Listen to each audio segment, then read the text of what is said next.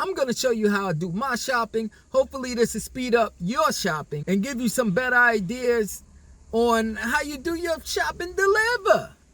My nigga.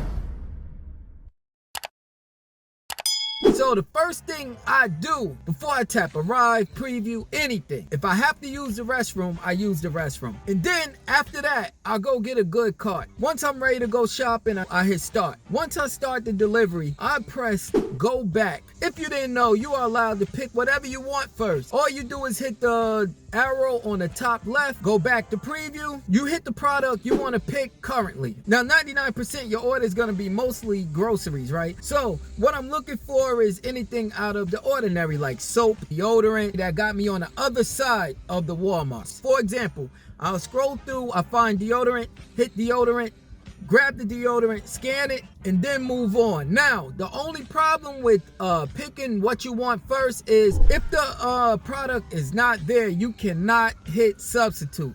You can only hit resume to keep it moving, all right? That's the only thing you got to be aware of. Let's say I walk in and everything is groceries. Once I start shopping, I know for sure when I walk in, most Walmarts is going to be produce, bread, deli, bakery. So those 4 things I grab right away. And now when it's time to go through the aisles, I make sure I don't have to repeat. So let's say I go to the cereal aisle. Sometime the app will have you grab cereal, then go grab ketchup, and then bring you back to the cereal aisle to grab another box of cereal. So sometime I do the back and forth method. And what I mean is I go back to preview. You know, I see cereal. I press cereal, they say aisle 10. Then I go back. I see ketchup, I press the ketchup. That says aisle 9. So now I know I gotta go to 9 and 10. I go back again, I see noodles.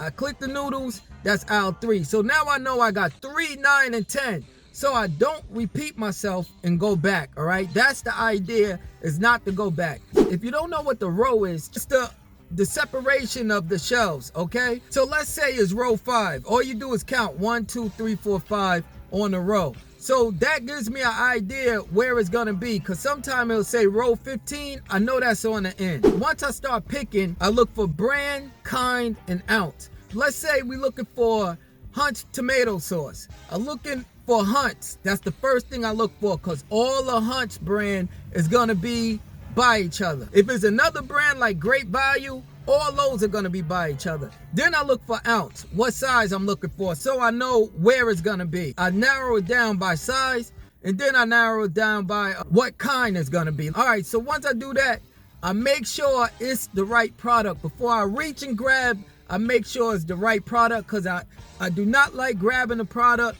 scanning, and then it's not the product. So once I reach for that product, I know for sure that's it, because once I grab it, I'm moving.